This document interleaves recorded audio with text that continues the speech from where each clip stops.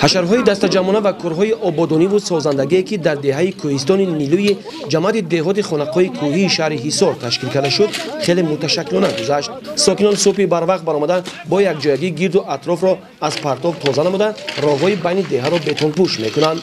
سرجمعی ساکنان در حشرهای عمومی با حس بلند وطن دوستی و با عزم قوی دست زدن به کارهای آبادانی دیارشان شهادت از آن می‌دهد که پیوسته در تلاش آنند که دیار خود را آباد و زیبا گردانند.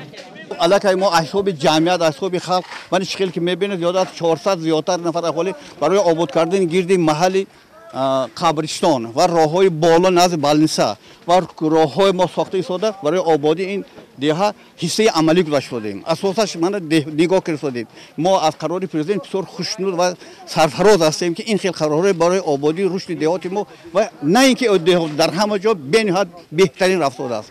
راهها بین آباد ده هوا آباد من گردی بالنس آباد ما چند تا کوب پل‌های آسیا ساختیم.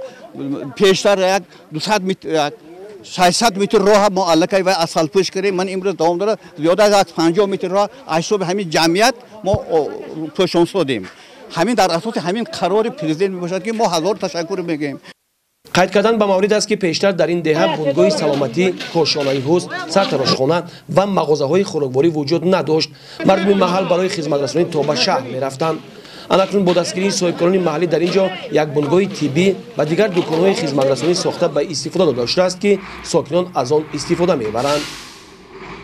از اقدام‌هایی که جناب عالی ما پرزیدنت جمهوری پیشوای ملتمون اقدام گرفتن ما همه وقت شادیم. روی بلند میشیم. سازندگی هایی که پرزیدنت ما کردن برای خلق و ملت ما این یک دستورهای به ما میدهد که باز ما سازنده باشیم.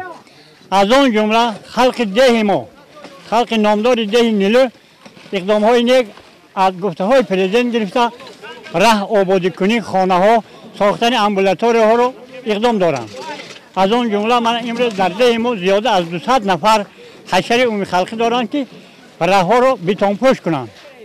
برای همین ما سازندگان امروزه پیروی جناب شده میخوایم ده خود وطن خود تاجیکستان خود را آباد و زیبا گردانیم. خلاص برای آبادی و سازندگی محلی زیست ساکنان اینجا تصمیم گرفتند که هر روزهای استراحت حشرها تشکیل کرده بهر سرسبزی دیارشان حصه گذار باشند. گزارش خورشید حلیموف، صاحب نور عبدالرسولов از شهر حصار برای برنامه اطلاعاتی نوید.